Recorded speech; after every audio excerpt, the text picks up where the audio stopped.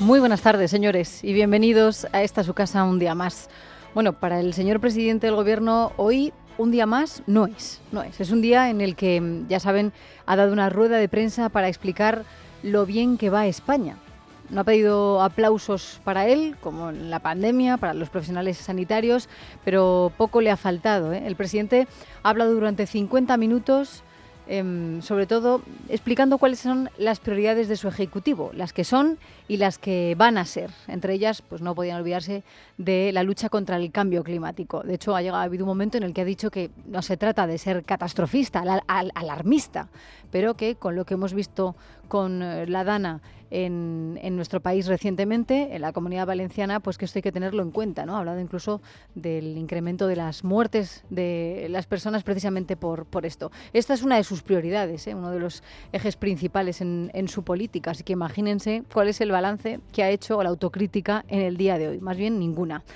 ¿Ha hablado de cuál es su estrategia, por ejemplo, para no hablar de la corrupción? Pues no. ¿De si va a pedirle el cargo al fiscal general del Estado por su imputación? No. ¿Del caso Koldo? No. ¿Y del caso Begoña? No. ¿De la inexistencia de la separación de poderes? No. ¿Y de cómo quiere cortar la libertad de expresión, por ejemplo, con su plan de acción democrática, que es como lo ha llamado, contra medios y periodistas a título individual? No. ¿Para qué? Lo que ha hecho el presidente del gobierno ya ha sido contarnos una historieta de cómo ve él la situación, cómo ve él. Es una visión distorsionada de lo que está ocurriendo en nuestro país, ¿no? Nos puede interesar más o menos lo que diga Pedro Sánchez de cómo ve él. Claro, es que es su versión de la realidad, ¿no? Pero mi deber es contárselo. Eso sí, intentando resumir que hoy Sánchez ha hecho 3 anuncios importantes, ¿no? Los titulares importantes, 2 de índole económica. El Consejo de Ministros ha aprobado la subida de las pensiones contributivas un 2,8% en 2025. Esto ya lo sabíamos porque pues se consolida con el dato del IPC relativo al mes de noviembre. Así se calcula cuánto tiene que subir con el poder adquisitivo de las pensionistas en función de la inflación, de cómo han subido los precios. Y luego también el otro anuncio económico que ha hecho ha sido el de que van a prorrogar 6 meses más las bonificaciones al transporte público. Bien, el que él no utiliza, pero bueno, que está bien para el común de los mortales. Además ha dicho que se va a reunir con Carles Puigdemont, otra de las noticias del día. La gracia de este titular está en que Sánchez hasta ahora, desde que el presidente Puigdemont catalán se fugó a Waterloo, pues ha ido Sánchez enviando emisarios, ¿no? Había que negociarlo todo, desde la investidura, la presidencia del Congreso, Radio Televisión Española, absolutamente todo. Santos Cerdán, Yolanda Díaz, incluso el sindicalista Pepe Álvarez, que lo hizo la semana pasada, lo recuerdan, para hablar supuestamente de la reducción de la jornada laboral a las 37 horas y media. Ese es el propósito de Yolanda Díaz en 2025. Ya vimos la puesta en escena que hizo el pasado viernes, donde parece que ya lo habían aprobado, pero nada más lejos de la realidad.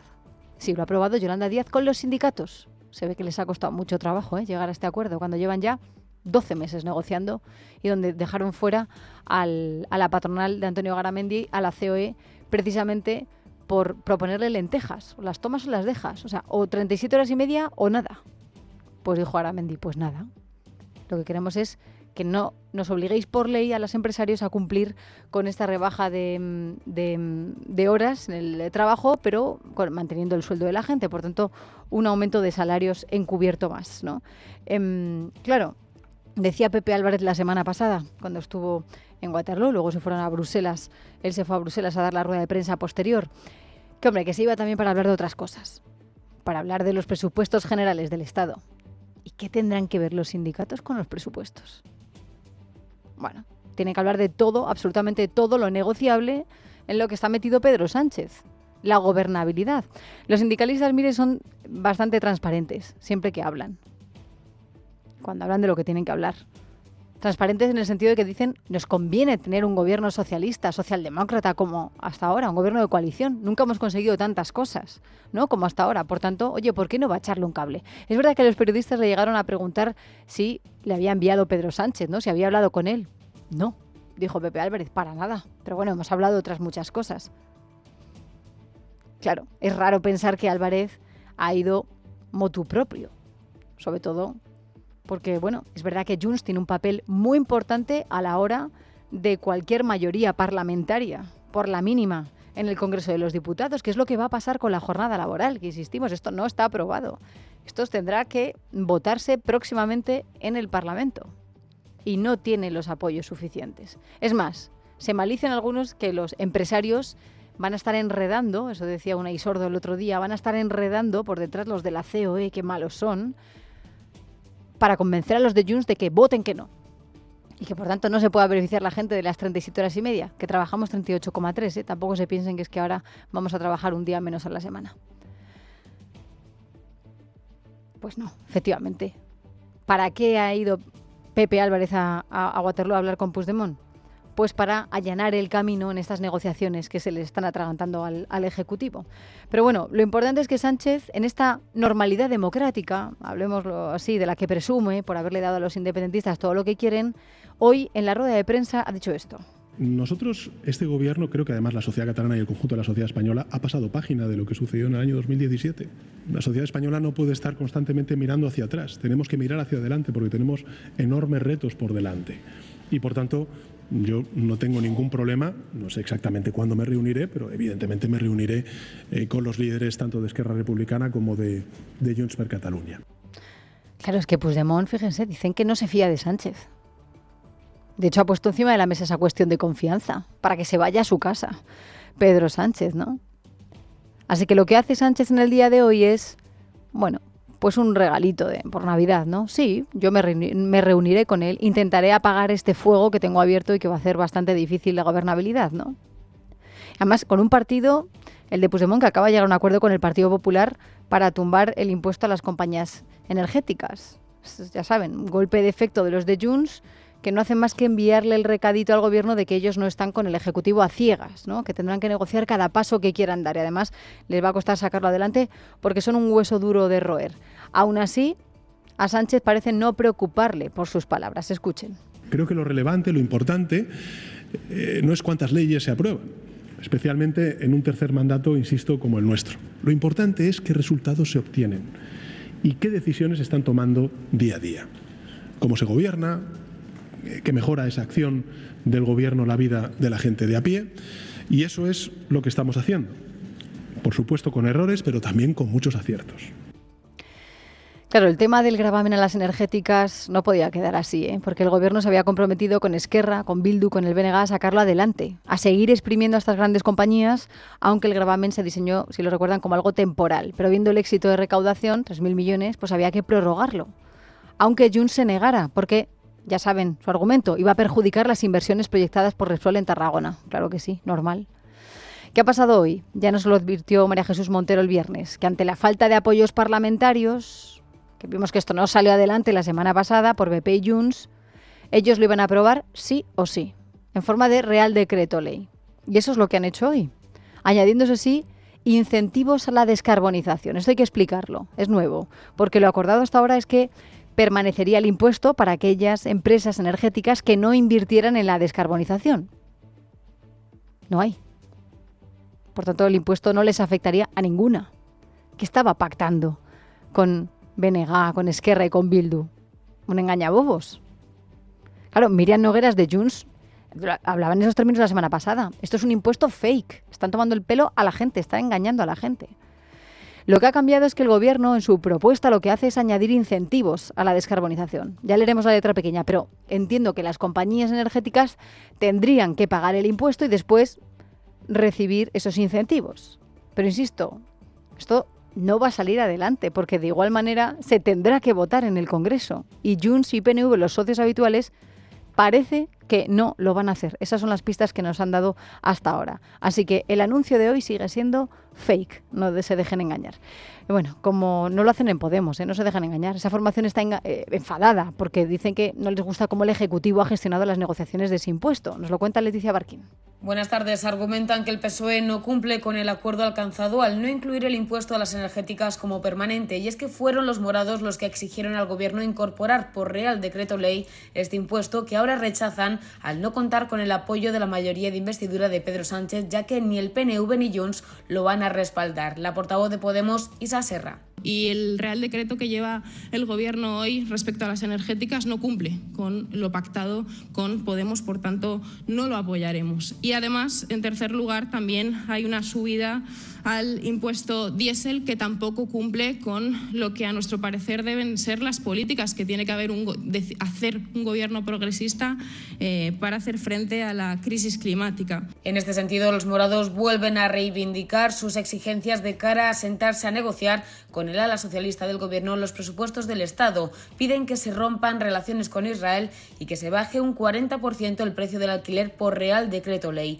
una propuesta que nuevamente tendrá que contar con el apoyo de la mayoría de la Cámara. Gracias, Leticia. ¿Cómo son estos de Podemos, que buscan la crispación todo el rato? Ah, no, claro, que cuando Sánchez habla de bulos, de inestabilidad, de crispación, no se refiere a esta formación minoritaria. Por cierto, dice esta formación que va a revivir, podemos decir, como los muertos de Walking Dead, cuando vuelva la eurodiputada Irene Montero para presentarse en las siguientes generales, que es lo que dijo Ione Belarra la semana pasada, ¿no? Que pueden sacar hasta 10 diputados, es lo que calculan. Ahora son 5 gatos. No está mal. Bueno, Pedro Sánchez ya saben que siempre se refiere a la oposición, a PP y Vox, como el mal con mayúsculas, los culpables de que la justicia investigue las fechorías de miembros de su gobierno, de su familia, de los comisionistas que sacaban tajada de los contratos con las administraciones públicas y de ser agoreros. No solamente esas formaciones políticas, sino también algunos medios de comunicación que insisten en que la economía no va tan bien como insiste el Ejecutivo, ¿no? En este caso, hoy, fíjense, es que Sánchez, gran parte del discurso en la rueda de prensa ha sido con un mensaje totalmente triunfalista de lo bien que va la economía en nuestro país. Fíjense, dice que es una de las principales economías del mundo, de las que más crece. Todo esto lo queremos analizar con José María Rotellar, profesor de Economía, es el director además del Observatorio Económico de la Universidad Francisco de Vitoria. José María, ¿qué tal estás? Buenas tardes. Hola, buenas tardes. Me preocupa mucho algo que dice el presidente del Gobierno. Él quiere aportar datos. Dice que en muchos medios nos inventamos los datos, como que no hay rigor, no se habla lo suficiente de lo bien que va la economía española.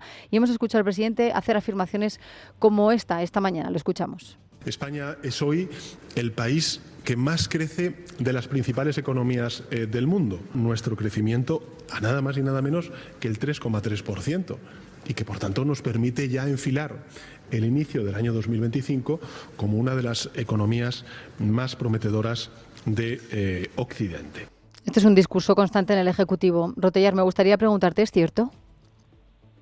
Vamos a ver, en el corto plazo nadie ha puesto en duda que se puede estar creciendo más que la media de otros países. ¿Pero por qué?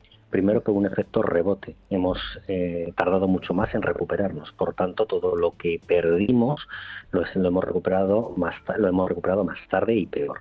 En segundo lugar, por efecto del gasto público, que en términos constantes está creciendo más de un 12% desde el momento de la pandemia, mientras que la inversión prácticamente se queda plana y no cae debido a la revisión excepcional que hubo del año 2021, que se inyectaron 35.000 millones de euros en el Producto Interior Bruto y se subió 1,7 puntos en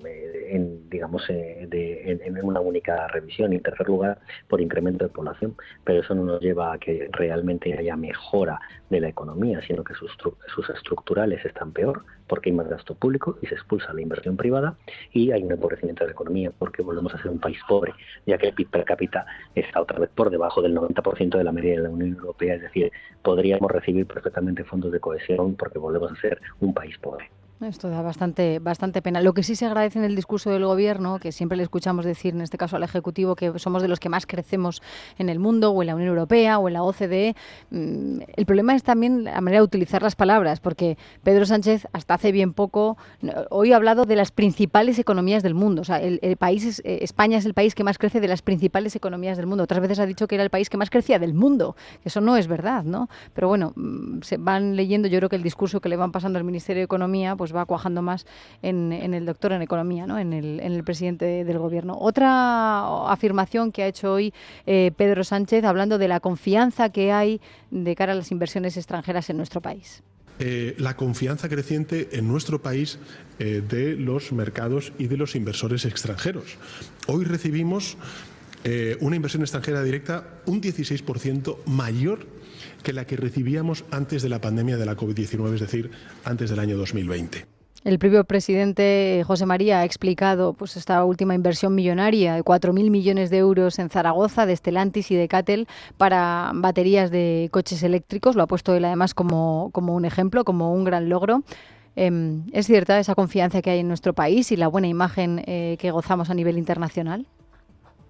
Bueno, vamos a ver dónde está yendo esa inversión que ha mencionado precisamente a Aragón, ¿no? A Zaragoza. ¿Y por qué? Pues porque en Cataluña, por ejemplo, ya no quieren invertir porque hay una inseguridad jurídica tremenda. Entonces, algunas comunidades autónomas, en el margen de sus competencias, están haciendo bien las cosas, están recibiendo esa inversión, pese a que el grueso de la política económica que lleva el Gobierno de la Nación, presidido por el señor Sánchez, pues lastra esa seguridad jurídica, porque con sus medidas populistas, como las que se comentaban antes de los impuestos específicos para determinadas empresas, desde luego lo que hacen es ahuyentar la inversión.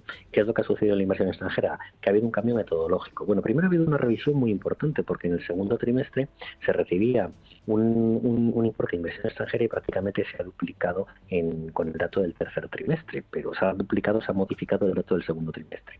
Pero con independencia de eso, además ha habido un cambio metodológico, porque ahora se contabiliza como inversión extranjera los préstamos intergrupo que hacen las matrices a las delegaciones de sus empresas extranjeras en España, cosa que antes no se hacía. En lugar de 23.000 millones de euros acumulados, tendríamos solo 19.000 y por tanto no habría subido, sino que ha bajado. Pero en tercer lugar, dando por bueno el dato de revisión del segundo trimestre, donde ha habido un incremento en esa revisión respecto al avance que se dio anteriormente. Sin embargo, entonces en el tercer trimestre ha caído muchísimo la inversión respecto del segundo. Y sobre todo, lo último, lo más importante, habla relativo a la pandemia. No vamos a hablar del sexenio largo ya, ¿no? Del presidente Sánchez al frente. Bueno, lo que vemos es que la inversión extranjera que se recibía trimestralmente en el segundo trimestre en el que Sánchez llegó a la Moncloa, era 16.000 millones mayor que la que se recibe en este tercer trimestre, en este momento, con lo cual, desde luego, no hay nada para celebrar. Ya nos gustaría que la inversión extranjera viniese más y confiase más, pero no es así. Ya digo, algunas comunidades autónomas, como es el caso de Aragón, como hemos mencionado, como es el caso de la Comunidad de Madrid, que lidera ampliamente la inversión extranjera recibida, el porcentaje que se recibe en España, intentan mitigar con el margen competencial que tienen, que es pequeño, esa política económica de Sánchez, toda una política económica basada en el gasto estructural creciente, en un déficit estructural también muy elevado, en una deuda que se acerca a los 1,7 billones de euros y en una subida de impuestos confiscatoria, desde luego, y con un cambio de reglas que no son desde luego nada benignas ni nada amigables para la actividad empresarial, pues desgraciadamente muchas empresas buscan otros derroteros y son inversión extranjera, y mucha inversión nacional cae, como podemos ver con los datos que simplemente hoy se ha publicado de la Contabilidad Nacional de España, que no habla de esos datos trimestrales de la caída de la inversión, de la inversión de la formación de un burro de capital fijo. Además, en la revisión se revisa a la baja, todavía se incrementa la caída de esa formación bruta de capital fijo, de esa inversión, pero de eso el presidente Sánchez parece ser que no quería hablar. No, pero bueno, aún así él quiere aportar datos y nosotros aquí aportamos nuestros datos, ¿no? O no podemos hablar de quiénes son los autores, pero sí hablamos también muchas veces, además, y contigo, José María, de cómo se retuerce la estadística, y lo vemos, por ejemplo, con los datos del paro. Última parada, la de hoy del presidente, hablando del empleo. El mayor número de gente trabajando que jamás ha habido en la historia de nuestro país. España ha sabido crear en el último año 400.000 nuevos puestos de trabajo. Para que lo pongamos en perspectiva, estamos creando más empleo que Alemania e Italia juntos. ¿Y qué tipo de empleo se está creando también? Bueno, vamos a ver, el empleo que se está creando es un empleo, digamos, no de mucha calidad. Lo que se hizo fue un artificio estadístico normativo para dejar de llamar a las cosas por su nombre, y en los contratos temporales que se llamasen indefinidos dentro de los fijos discontinuos, y lo que se ha producido es la pérdida de una comparación en los datos del paro, porque esos fijos discontinuos, cuando cesan en su actividad, sí dejan de ser afiliados a la Seguridad Social, pero no pasan a ser considerados como parados, con lo cual ya no se puede comparar. En segundo lugar, hay una mayor cantidad de empleo a tiempo parcial, con lo cual realmente lo que se está haciendo es que el empleo, en lugar de crearse, se está repartiendo. Y en tercer lugar, tenemos las mayores tasas de paro general y juvenil de la Unión Europea, y aquí sí que el presidente puede, digamos, presumir de un liderazgo. Lo que pasa es que es un triste liderazgo, porque ahí sí que España tiene la tasa de paro más alta de todas las economías desarrolladas, de toda la OCDE. Ese es el legado que está dejando el sanchismo del mercado laboral, en consecuencia de la política económica, y peor que será con la subida del salario mínimo, con el intento de incremento de las indemnizaciones por despido, endureciendo la rigidez del mercado laboral, y sobre todo con la reducción de jornada laboral, que incrementa los costes a las empresas un 6,3%, y lo que va a provocar es destrucción de empleo y que muchas personas se queden sin su puesto de trabajo. La llamada del otro día de Yolanda Díaz a la pereza no tiene comparación. Es decir, de trabajar menos, vivir mejor, no, si lo que hace es trabajar más. Hay que trabajar mejor, más eficiente, pero trabajar más. Es como se desarrolla en las economías, como se es más próspero, como han salido todas adelante, como salió España adelante y como han salido muchas otras economías, no trabajando menos. Pero bueno, eso, como digo, es una llamada, parece ser, o una apuesta del gobierno o de Yolanda Díaz por la pereza, y ya sabemos que la pereza es la madre de la pobreza. Desde luego. Bueno, decía además Yolanda Díaz que querían rebajarlo no solamente para vivir más, menos tiempo de trabajo, para vivir más, para vivir mejor y para reducir el estrés, ¿no? Ese fue ahí. Sí, no sé quién paga todo eso. Sí. ¿Quién paga todo eso? Nada, pues los empresarios, que son muy malos.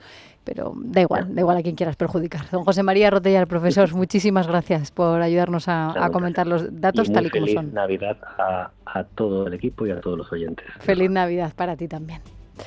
Bueno, pues fíjense, nada mejor que hablar con los expertos para que nos digan realmente qué está ocurriendo, porque es verdad que la audiencia de Es Radio es bastante crítica y está bien informada, y saben que hay que poner en entredicho todas y cada una de las palabras que pronuncian desde el Ejecutivo. Antes les decía que con la que está cayendo, con la investigación del Tribunal Supremo, encargándosle a la UCO esas investigaciones, con lo que sale también en los periódicos y que apuntan a la buena relación que había entre determinados miembros del gobierno, con el que fuera el asesor de José Luis Ábalos, o su nexo con el empresario Víctor de Aldama, al que nadie conocía, y que resulta que, bueno, algunos hacían fotografías con él o se mandaban WhatsApps, como la candidata socialista a la alcaldía de Madrid, Rey Marote. Con todo esto nos encontramos con un Pedro Sánchez que sigue atacando a los jueces y sobre todo a la oposición. Hoy no es que nos esperáramos que Sánchez hubiera tenido un brote de sinceridad o de transparencia y que aportara algún tipo de explicación, habría estado bien.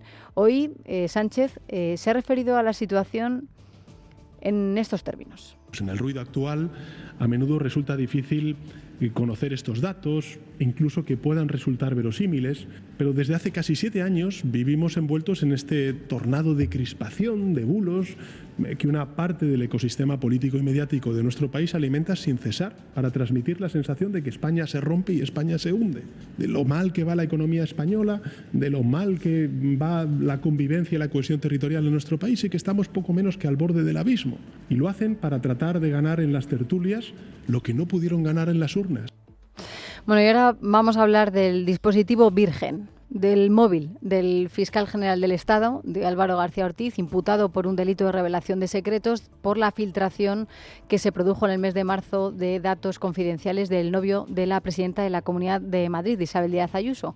Bueno, ya saben que después los agentes entraron en su despacho de la UCO hace aproximadamente 2 meses, el 30 de octubre, y la UCO, tras requisarle el móvil y estudiarlo con detenimiento, concluyó la semana pasada que había 0 mensajes. La Guardia Civil da por probado que esa información confidencial, con esos datos fiscales de la pareja de Isabel Díaz Ayuso, pasó por varias personas de dentro del Gobierno, además del fiscal general del Estado. Y hoy con lo que nos encontramos con que el juez del Supremo, Ángel Hurtado, ha ordenado a la UCO nuevas diligencias sobre los móviles de García Ortiz, después de que se haya borrado toda esa información. Sobre todo, básicamente, lo que quiere saber es si el fiscal general del Estado dispone de más teléfonos móviles. Claro, porque el principal no tiene ningún mensaje, estaba borrado. La Fiscalía decía, no, es que esto se hace por protocolo de seguridad, se borra absolutamente todo. Ya, pero es que ahí ha habido un intercambio de mensajes que dan por probados la UCO entre diferentes personas. Bueno, el hecho de borrar esos mensajes procesalmente puede suponer un indicio de delito de incluso de la obstrucción a la justicia, que por ahí es por donde están apuntando algunos. En este sentido, hoy la vicesecretaria de Sanidad y Educación del PP, Esther Muñoz, se ha preguntado además si esa información a lo mejor la pudo compartir con otras personas, como por ejemplo Pedro Sánchez, ¿por qué no?, en esa campaña política contra Isabel Díaz Ayuso, o ¿por qué no?, con Félix Bolaños. Esto decía. Y el fiscal general del Estado entendió que era más beneficioso ese posible delito de obstrucción a la justicia a que se supiera lo que efectivamente había en esos WhatsApp. Esto atenta directamente contra la separación de poderes, con esa imparcialidad que debe tener y guiar la actividad de la Fiscalía, y también contra el Estado de Derecho. Y no es lo único, esto de la obstrucción a la justicia que podría verse en este sentido. Hoy, por ejemplo, la Asociación Profesional e Independiente de Fiscales, la APIF, le ha pedido al Supremo que le interrogue a Álvaro García Ortiz, pero por prevaricación administrativa. Claro, también por revelación de secretos, que esto ya saben que es por lo que está investigado, pero por prevaricación administrativa. También por la filtración a la prensa de esos correos de la pareja de Isabel Díaz Ayuso. Quiere conocer, además, le pide al Tribunal Supremo, vamos a ver si podemos conocer si hay protocolos de borrado.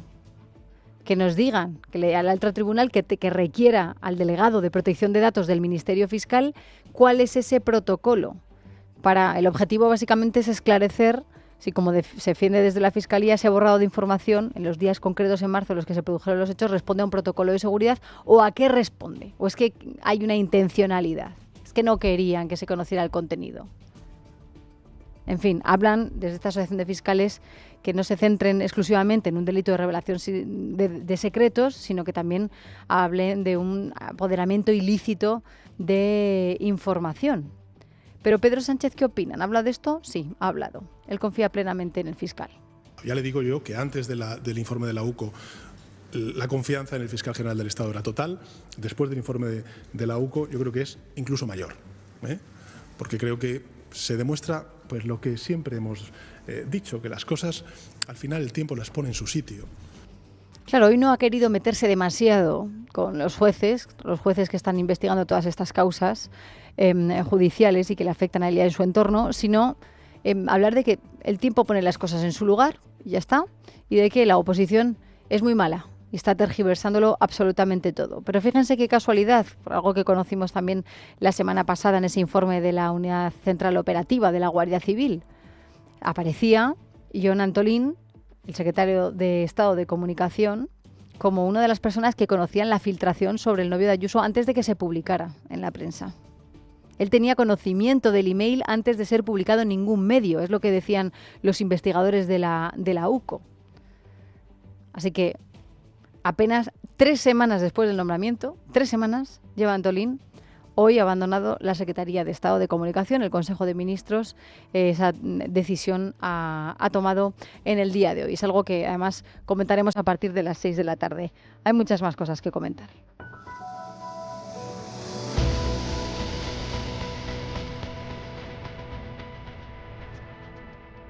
Así llegamos hasta las 4:29, las 3:29 en las Islas Canarias para conocer otras noticias de este lunes 23 de diciembre, víspera además de la Nochebuena, con Esther Nieto. ¿Qué tal, Esther? Buenas tardes. Buenas tardes, Leticia. Sí, hasta esta mañana el presidente valenciano Carlos Mazón se enfrentaba a varias denuncias y querellas por su gestión en la Dana, que ha dejado un balance de 223 víctimas mortales.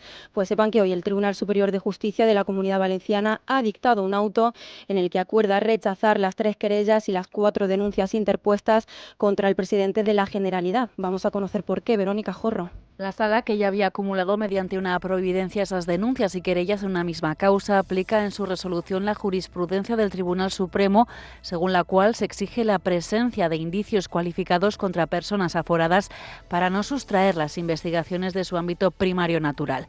Los magistrados no aprecian en los relatos de hechos plurales y de procedencia diversa que realizan los denunciantes y querellantes indicios objetivados que, con consistencia o solidez, puedan llevar a declarar la competencia del Alto Tribunal Valenciano para investigar al aforado en estos momentos. Coincide el tribunal con el informe de la Fiscalía en que las imputaciones realizadas, en su mayoría relativas a la omisión de decisiones que hubieran evitado o mitigado el fatal resultado por el número de fallecidos, derivan de una relación causa-efecto y una atribución de responsabilidad penal que atiende exclusivamente al resultado.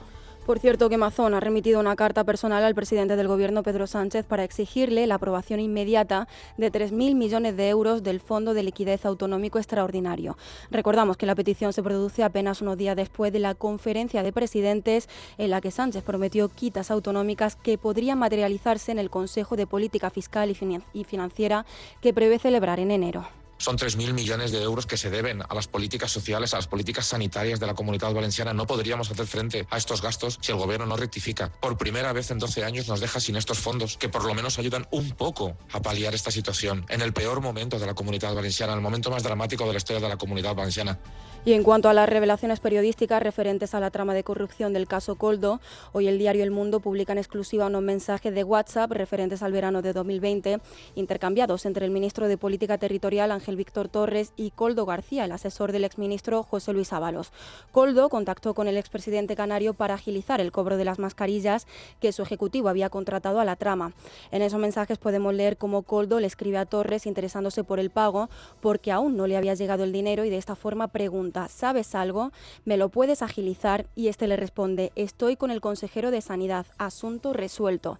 En uno de esos mensajes también es posible leer cómo Torres asegura a Koldo, tras haber realizado un pago, que dormirá mejor. Pues bien, tras esta revelación, hoy el bloque de oposición ha salido a la ofensiva pidiendo la dimisión del ministro Ángel Víctor Torres. Vamos a escuchar al portavoz parlamentario del PP, Miguel Tellado, y al portavoz nacional de Vox, José Antonio Fuster. Ministro Torres, que nos decía que nunca había tenido ninguna relación con Aldama, el ministro Torres mentía.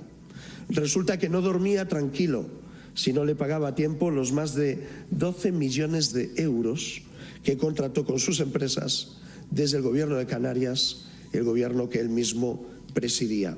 Aquí lo único que debería haberse tratado hoy en el Consejo de Ministros era el cese inmediato de este personaje, y también, por supuesto, la división en bloque de este gobierno carcomido por la corrupción. Y la actualidad nacional y los casos de corrupción también han estado muy presentes hoy en el Pleno del Ayuntamiento de Madrid, donde además de aprobarse los presupuestos que han salido adelante con el voto del PP en solitario y el No de Más Madrid, PSOE y Vox, esta tarde el Partido Popular va a presentar y aprobar una reprobación a la portavoz socialista Reyes Maroto. El PP considera que no puede seguir en el cargo tras hacerse público la semana pasada sus mensajes con el presunto comisionista de la trama Koldo, Víctor de Aldama, unos mensajes que ella previamente había negado.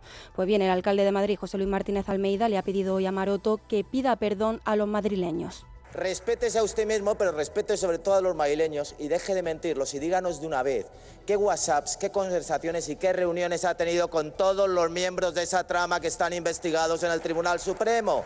Porque en el colmo usted me dice que mi tiempo se agota. Lo que se acerca es su banquillo. A este paso, señora Maroto, lo que se le está acercando es el banquillo. Se lo dije y se lo repito. Colabore con la justicia antes de que la justicia la llame a usted.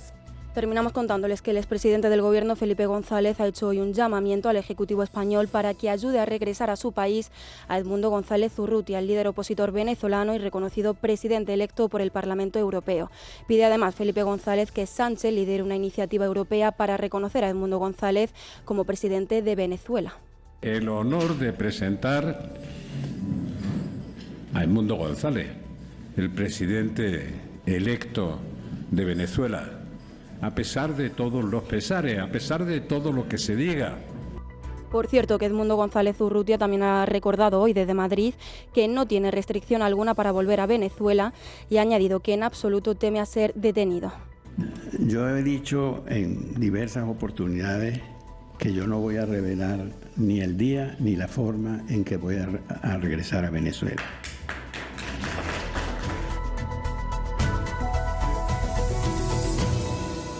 En casa de Herrero, Es Radio.